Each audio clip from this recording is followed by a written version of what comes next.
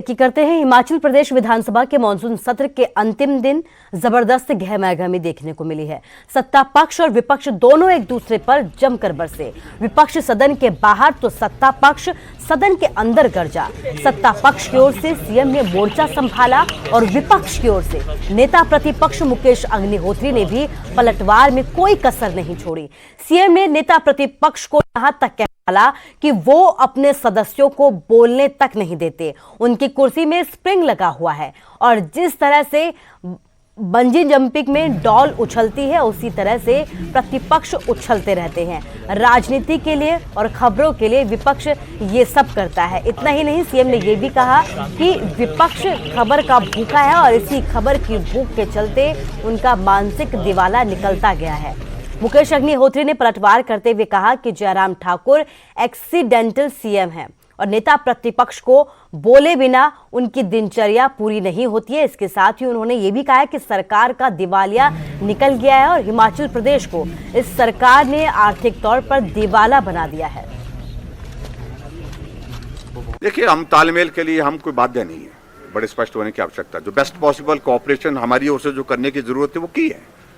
सदन के संचालन में आपने देखा कि सबसे कम हम बोले और सबसे ज्यादा जो है एक ही आदमी बोलते हैं। वो हर बात पर उछलते हैं, जैसे जैसे जो बंजी जंपिंग होती ना वैसे उछल कूद करते हैं। जैसे ऐसा लगता है कि कुर्सी पर वहां पर स्प्रिंग लगा के रखा है, जो वो एक जो डॉल होती है वो उछलती है उस पर। किसी सदस्य को अवसर ही नहीं देते, मौका ही नहीं देते। ये पीड़ा उनके सदस्यों के बीच में भी है, तो उसको उनको समझना चाहिए।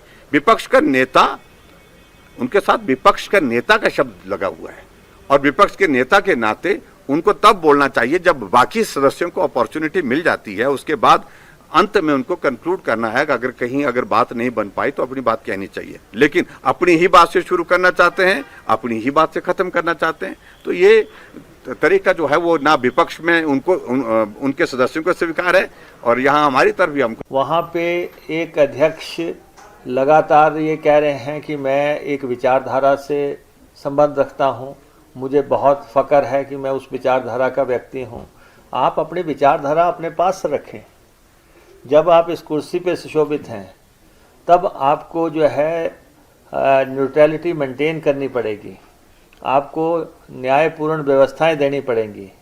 आप विपक्ष का एजेंडा नहीं लगाएंगे, विपक्ष के लोगों को बोलने नहीं देंगे, तो ऐसे तो काम नहीं चलेगा। तो इसलिए विधानसभा अध्यक्ष के रिमूवल का प्रस्ताव हमने दिया और इस सरकार की हालत क्या है उसका अंदाज़ा आप ये लगा सकते हैं। खैर, ये तो मालूम ही है कि ये जयराम जो है एक्सीडेंटल मुख्यमंत्री हैं, बनना किसी और को था। वो उनका मूल अधिकार है, मैं उसमें ज़्यादा कुछ नहीं कहना चाहता। मैंने अपनी बात, जब मैं धन्यवाद सभी का इस माननीय सदन में कर रहा था तो वो आंकड़े आपके पास पहुंच गए होंगे कि किस विषय पर किस दल को कितना समय कितने व्यक्ति बोले। इसलिए इस सेशन के दौरान इस सदन में जो बात की जाती है वो सारी ऑन रिकॉर्ड होती है। ये कहीं किसी जनसभा का उल्लेख नहीं है। इसलिए मुझे लगता कि जो वो कह रहे हैं वो तथ्यों से परे है। टोक्यो ओलंपिक से लौटे चैंपियंस को हरियाणा सरकार की तरफ से सम्मानित किया गया। खिलाड़ियों को नगद राशि दी गई है। इस मौके पर डिप्टी सीएम दुष्यंत चौटाला, राज्यपाल बंडारू दत्तात्रेय और खेल मंत्री संदीप सिंह भी समेत कई नेता यहां पर मौजूद रहे। गोल्ड मेडलिस्ट और नीरज चोपड़ा को 6 करोड़ की इनाम राशि के साथ यहां पर सम्मानित किया गया। रवि दहिया और बजरंग पूनिया को भी यहां सम्मानित किया गया।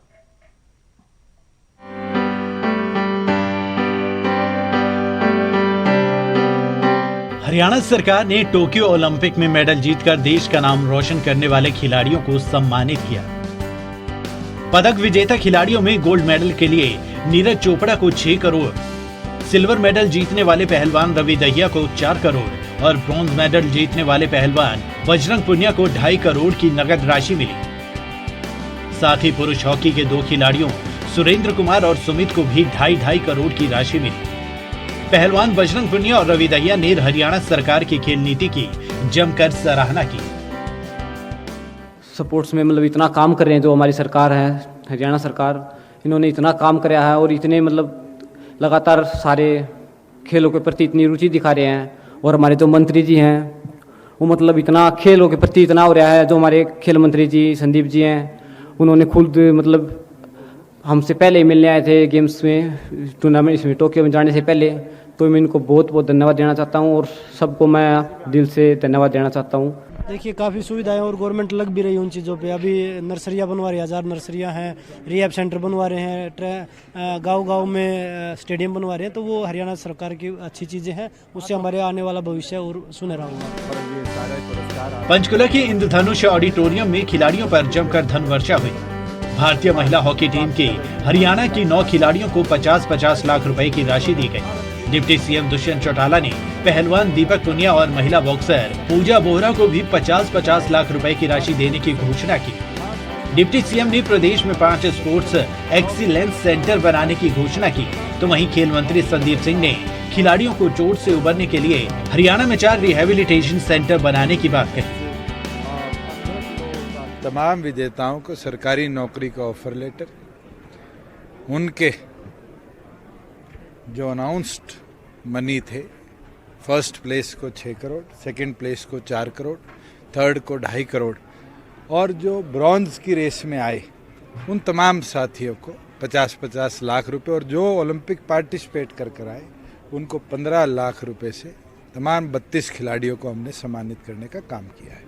और यही उम्मीद करते हैं कि 32 के 32 आने वाले दिनों में 32 लाख युवाओं की आगे की जीवनी को एक नई दिशा देने का काम करें। ये 4 बड़े रिहैब सेंटर होंगे और जो हमारे जोन हैं चारों जोन में एक होगा, जिससे कि 2 डिस्ट्रिक्टें, 2 जोन होंगे 5-5 डिस्ट्रिक्ट के, 2 जोन होंगे 6-6 डिस्ट्रिक्टों के। और इसमें बेसिकली क्या होता है, जब खिलाड़ी जब इंजर्ड हो जाता है शुरुआती तौर पे, यहाँ प्रो कर रहा है, यहाँ अपनी कंट्री को रिप्रेजेंट कर रहा है, तो इंजरी हो जाती है, तो वो अपने एरिया में रहकर, अपने घर के पास रहकर, अपने घर में रहकर इंजरी को रिकवर कर सकता है। क्योंकि बहुत से खिलाड़ी ऐसे पुराने टाइम में, मेरे टाइम में भी, आज के युग में भी, इवन हम बजरंग की बात करें, यहाँ हम रानी रामपाल की बात करें, आप इनसे पूछिए जब ये ओलंपिक्स की तैयारी कर रहे थे तो कितनी छोटी से छोटी और बड़ी से बड़ी इंजरी का सामना करना पड़ता है। लेकिन एक रिहैब सेंटर एक ऐसा होता है जिससे आप उस चीज़ से निकलकर अपनी परफॉर्मेंस दे सकते हो, अपनी मेडल की तरफ बढ़ सकते हो। खराब सेहत की वजह से नीरज चोपड़ा वीडियो कॉन्फ्रेंसिंग के जरिए समारोह में जुड़े और इस सम्मान के लिए हरियाणा सरकार का धन्यवाद जताया। ओलंपिक खिलाड़ियों के सम्मान समारोह में मुख्य अतिथि के तौर पर राज्यपाल बंडारू दत्तात्रेय शामिल हुए, साथ ही विधानसभा अध्यक्ष ज्ञानचंद गुप्ता भी मौजूद रहे। हालांकि मुख्यमंत्री मनोहर लाल अपने छोटे भाई के निधन के कारण समारोह में शामिल नहीं हो सके। मनोज कुमार, न्यूज़ 18 पंचकुला।